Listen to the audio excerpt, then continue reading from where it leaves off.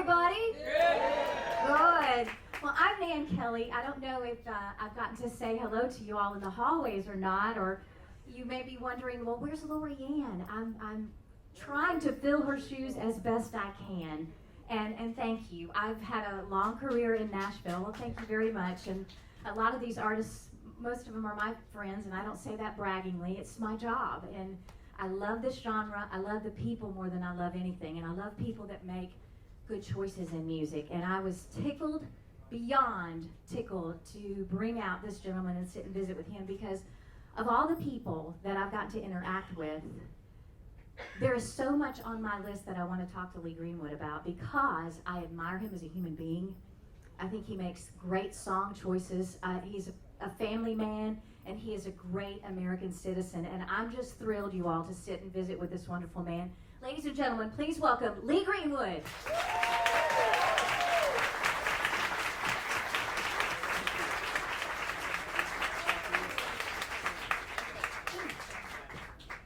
It's like mob rule out here. Yeah. They wanted to make sure that we could hear each other. My mic is on. Cool. Yeah, we got it. So we're just going to pretend like we're in my kitchen. Okay. I didn't vacuum. I didn't make snacks for everybody, but... I've got this, when I moved into our new house, it's been about, we've lived in Franklin now for maybe 8, 9, 10 years. Yeah. I had never seen a pedal switch for a vacuum on the floor in the kitchen. And I hit it by accident. What is that sound? You know, what is that? You know, and it is the HVAC that actually has a thing that you can just like sweep stuff into it and then close it off. Well, My new friend. Because I sweep the floor all the time. who knew we were going to kick off our interview with vacuum cleaner talk? But that's just what it is. We're just two people hanging out with a room full of people who, you know, walking in here, and we were just standing out there. I just, you see a lot with artists, and you see a lot how they interact with people. And, you know, what I just gleaned in the 5 minutes that we were standing out there, but what I've gleaned from you for my whole career is people want to shake your hand. People want to say, thank you for what you do, Lee Greenwood. And I want to start with that big umbrella of, where do you get this patriotism, this love of country, this I'm going to do every benefit that I can, raise money for veterans? Where do you get this in your heart? Let me go back to 1941. Mm. You're not that old. Well, no, I'm not. I was born in 1942. I'll be 80 in October. No. So at the bombing of Pearl Harbor, my father and mother were living in Los Angeles. And so the next day he joined the Navy. And he served 4.5 years in the Navy and another 2.5 years in the Merchant Marine. And that's not why I'm a patriot, but I will tell you that it caused tremendous hardship with my mother, who I have an older sister who now lives in Boise, Idaho. Anybody from Idaho? Okay, let's talk about them. So my mother divorced my father. And so then I did not see them. I didn't know my father until I was about 16. And he graciously invited me back into his life, and that was wonderful. I didn't really know my mother too much because she was married 3-4 times. And so I was shipped off with my sister to my grandparents in Sacramento, California. And it was a sharecropper's farm. My grandparents are farmers. And I learned how to do that as a kid.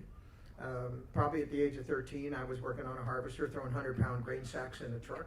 Me too. Were you really? No. No, you were not. I was laying on the couch watching Brady Bunch.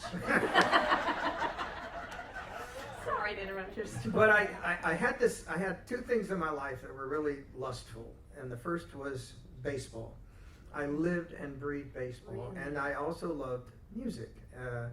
It was inherent. We had a little spinet piano in the corner of our trailer. I say trailer because it's one of those kinds in the old days when you had an add-on to a trailer with asphalt siding, and that's where I grew up. I didn't know any different. It was fine. I was comfortable. My grandparents gave me plenty of love, and there's nothing like grandparents, is there? And if you see our show tonight, I have two shows, 6:30 and 9. I'm going to tell you a little story about grandparents.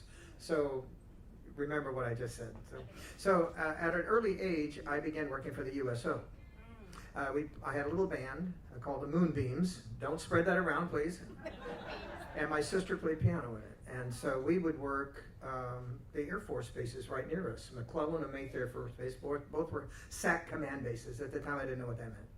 And so we'd play dances there. And many times I'd meet a lot of the Air Force people who were serving. And then some veterans who came there. And then I met 2 or 3 guys who were like amputees, you know. And it really struck me, their sacrifice. And I think maybe that just stayed with me. Now you have to remember that that page of my life was over at 16, and I moved on to Las Vegas, Nevada, Reno, Lake Tahoe, and Las Vegas, and I spent 20 years there. And so we can talk about that in a minute. But I think that's where the patriotism first came from, and I never forgot that. That deserves applause to me.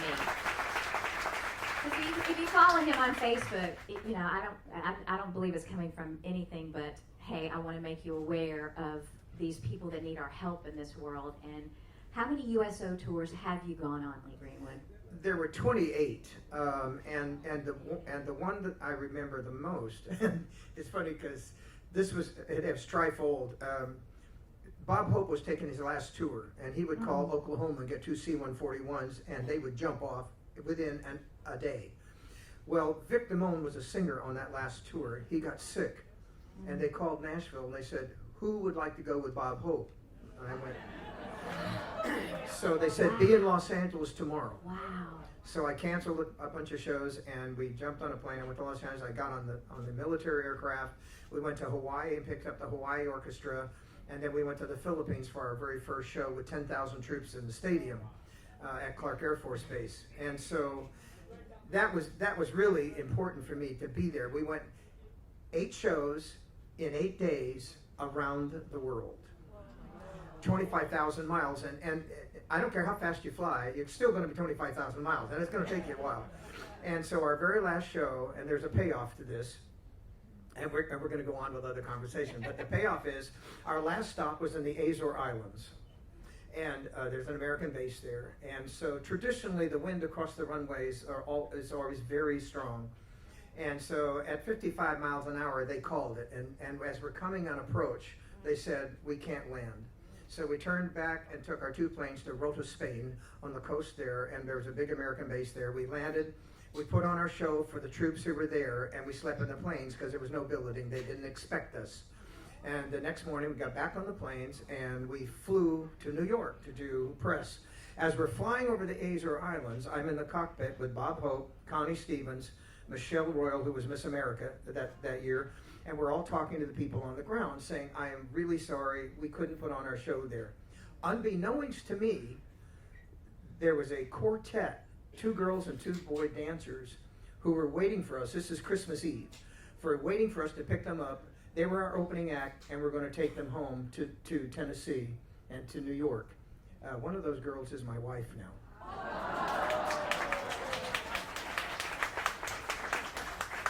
She was not happy. We left them there, and they had to get a MAC flight home later on. And I would meet her again at the next USO tour. And she is beautiful, and she is as sweet in her insides as she is on the outside. She was Miss Tennessee in the USA competition, and she now has run the Miss Tennessee USA competition for 30 years, and she is stunning. Can we talk about your family a little bit? Because absolutely. What I personally like about your Facebook, I said it in my opening, I mean, you're a family man. You're always, talking about your kids, talking about your family, and what does time at home mean to you when you get some at home? So my wife and I were married in 92. I did 2 great things in 1992. She was the first. The second was I recorded the album called American Patriot. And on that American Patriot CD is every American song you've ever admired. And I sang them all, including my own. So as we move forward in life, our first son, Dalton, was born after we toured for 3 years on my bus. As we were just crazy, busy, 300 days a year, every doghouse, outhouse, and roundhouse, I promise. And we found the fans. And so Kim was with me all those years. And then when Dalton was born, we put him in a Moses basket and put him at the bottom of our bed. And we had like air conditioning that would freeze you. I mean, we loved it, ice cold. And that's good for babies because it's a hibernation thing, you know. And so we would take turns. I promise you, you know, we would hibernate, and so we would take turns going down and listening. Yeah, he's still breathing. Okay, great. And then as he was growing up, the next 2 or 3 years, we made the decision to move to East Tennessee, where we opened our own theater, Lee Greenwood Theater. And then our second son was born while we were there, and they just loved getting on the bus and playing monkeys, you know, in the bunks and stuff like that. And when they would run around at our shows, if I was opening up for Alabama or Kenny Rogers or anybody that I admired and toured with them, he would run around like an Energizer bunny, and then when he'd tire, and we just put him on the T-shirts behind me so I could keep an eye on him. And now they're grown men, they're getting married, they're in college, they're, you know, doing their own thing, and it's just so neat to see the pride, you know, that they have for you, just from a fan's perspective watching on Facebook, that you have for them, that you just shared with all of us. Yeah, Dalton's just turning 27 and getting married in April to also a Vanderbilt graduate, and she's a delightful young lady. You can go on the website and see pictures of them. She's a teacher. And he is a biomedical major, and he's studying cancer research, getting a PhD at Vanderbilt. Wow. Our younger one is at TCU in Fort Worth, Texas. Any Texans? Hope to work Billy Bob's this year. I think I will. It's been a while since we've been there. I think we're going to go back. And Parker's a musical composition major and a Chancellor's Scholar at TCU. Wow. I want to leave time when we get to the end, because I want your questions. So if you're thinking of questions that, you know, but I had a few, and I hope that they answer some of yours. You know, I'm sure you've told this story a bajillion times, but I in my career with you, as big of a fan, and sometimes there are moments in my career, you know, talking with artists, that you love to chat with them, but then there are moments when you talk to artists that you were truly their fan. I told Lee this when I was checking in, you know, we were all checking in yesterday. I have one country CD in my car, and I'm telling you the God's honest truth, and it's Lee Greenwood's. It's his greatest hits. I have gospel music in there, I have, you know, soul music in there, and I have Lee Greenwood. So I have to put on my fan hat a little bit too, because I want to hear the story. And as many times as you and I have seen one another, I've only got to chat with you once at the Opry, I think. I want to hear the story of God Bless the USA and how it came to be.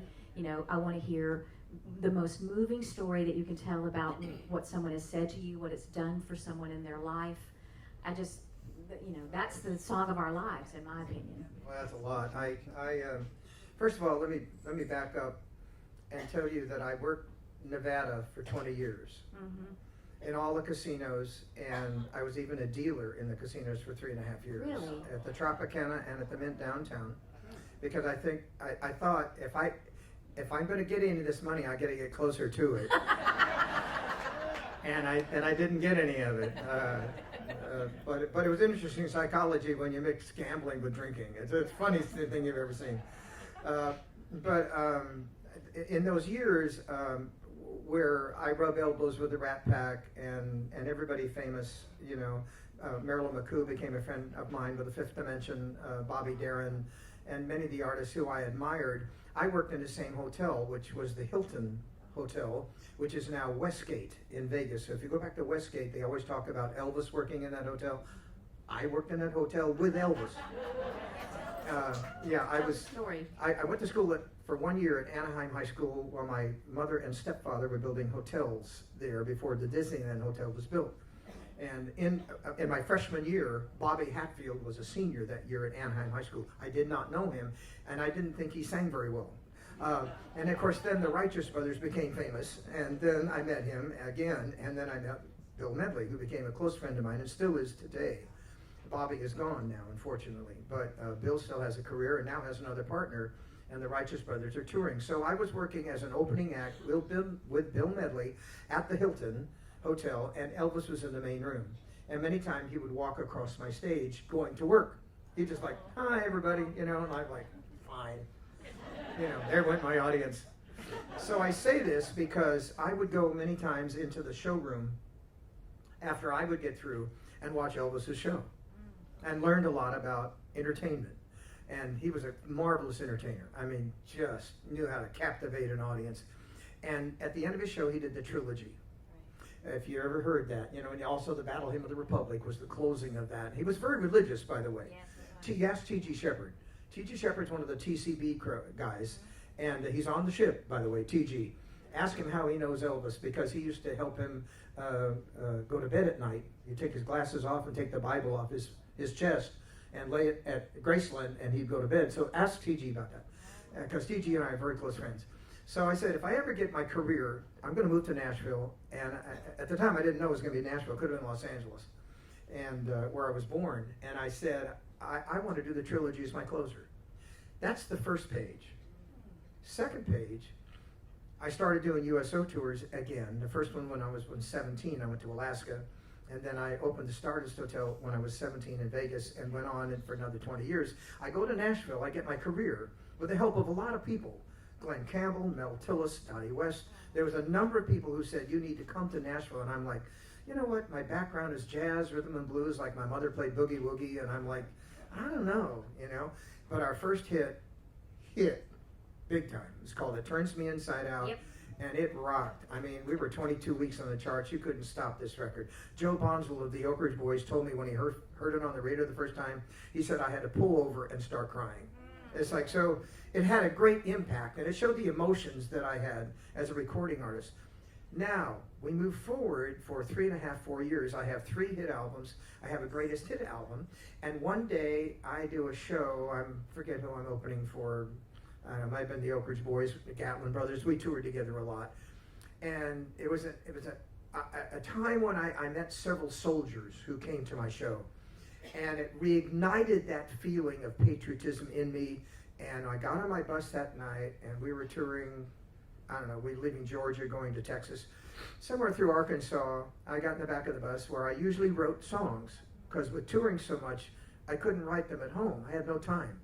And I plugged in my headphones and brought the piano that was hinged to the wall up on my knees. And I sat on the edge of the bed, and I wrote God Bless USA that night.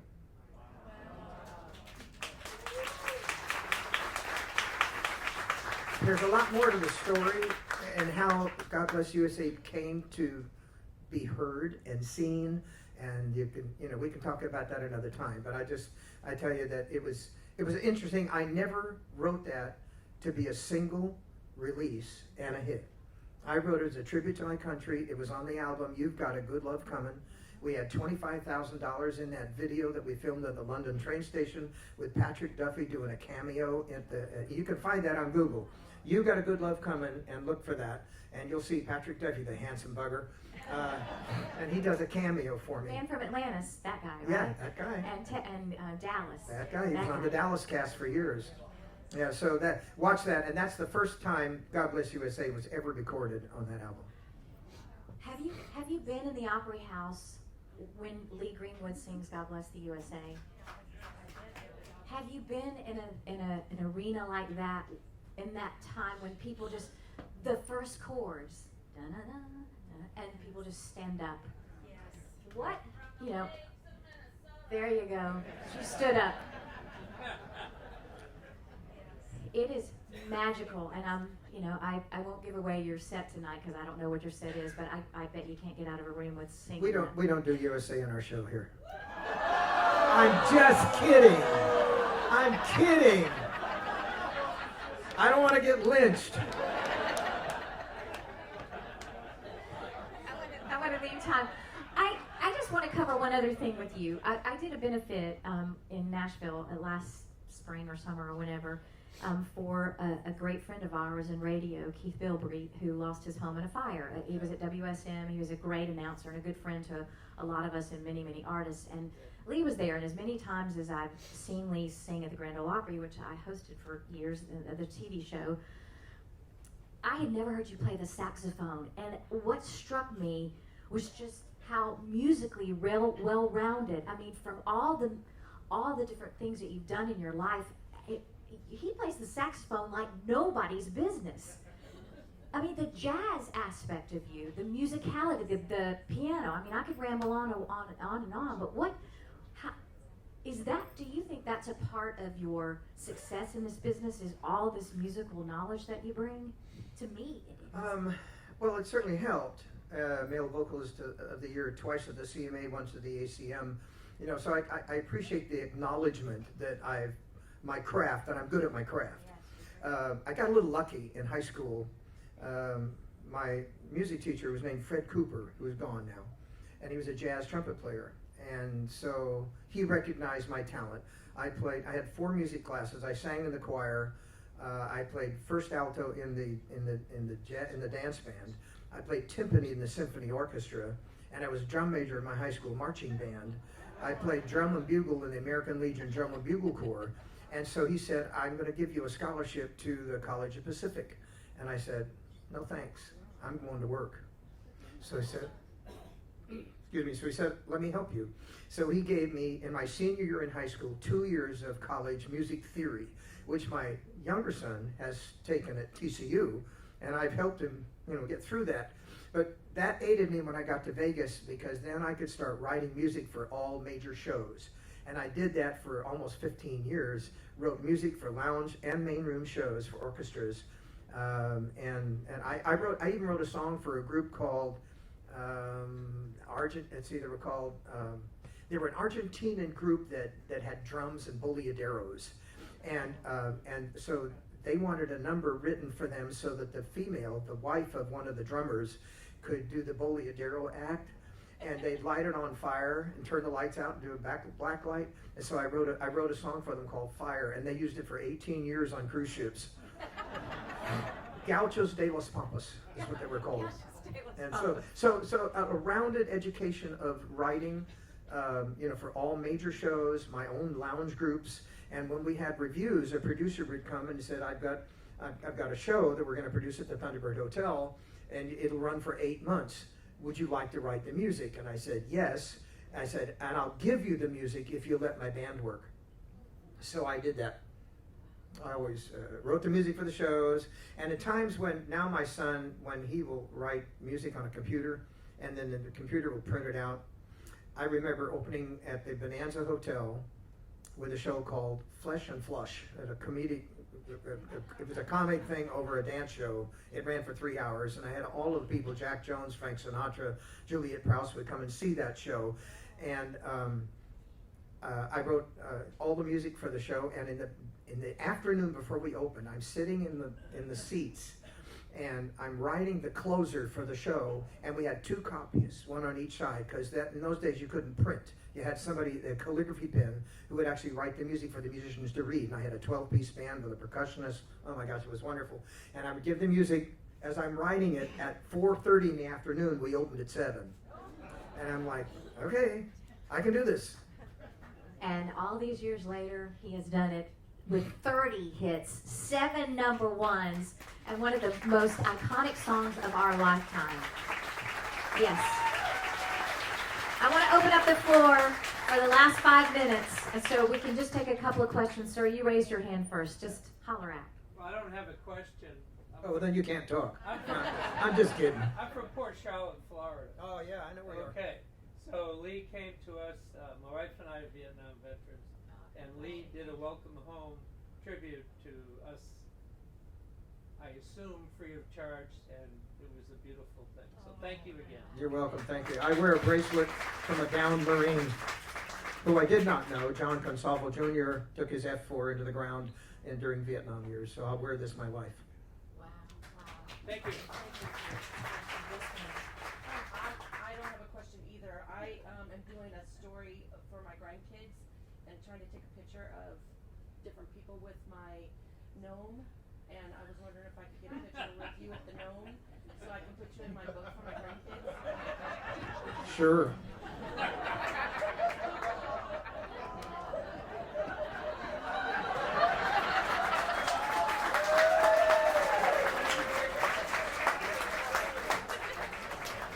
Just a few more. We have a few more questions. Yeah. Good job. Yes, ma'am. I had my picture taken with Lee about 35 years ago. Oh my gosh.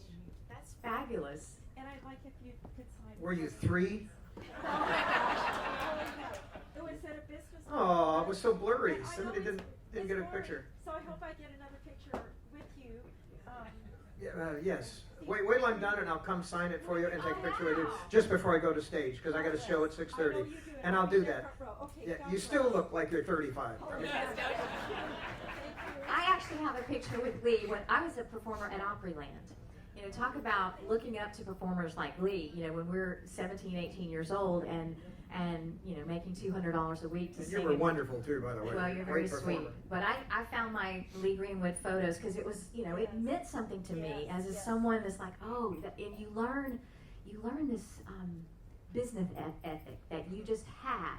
You learn, you know, so much about music. I learned it the same way. Yeah, well, it's apparent. You go around the world. I was in Vegas and at a time when I think I was now about 21 or 22, and I basically, the band that I brought to Vegas, I let them go. And I said, guys, I can't learn any more from you. I need to be a working musician. They were named the Apollos. They replaced me with another talented young man, and they wanted a Hawaii where they worked for the rest of their career. And I worked with a group called the Novelites. The Novelites were 30 times on the Ed Sullivan Show. I became their piano player and vocal arranger at the StarVista Hotel. And so after working with them for 3 or 4 years, I knew all of their routines.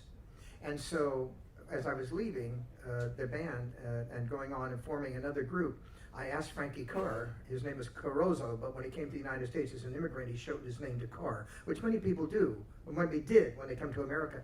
I said, is it okay if I take some of your routines and use them in my own group? He said, we stole them from everybody else. So yes, that's the way you get your experience, from other people. Well, as we close here in a few minutes, what did you take away from Elvis's show? You said something, and I wanted to ask, what is it that when you watched him, you learned? You said a little while ago you learned some things. What were those things specifically? Sincerity. Elvis would bare his soul. I don't know if you know that what I'm talking about. He was reverent. He was not dishonest. He had no facade. He gave his all. He gave you scarves too, a lot of them, and that was planned. But he would sweat on stage because he worked hard at what he wanted to do. It wasn't all just shaking his knees and hips on the Ed Sullivan Show, which they only showed from the torso up. If you remember, when they first like, oh, that's terrible, you know, he's dancing, and so, but that was the era of rock and roll, and so he was this wonderful, handsome young man from Tupelo, Mississippi. And he just was the new image of the American male. And I learned by watching him how he treated crowds. He was gentle with them.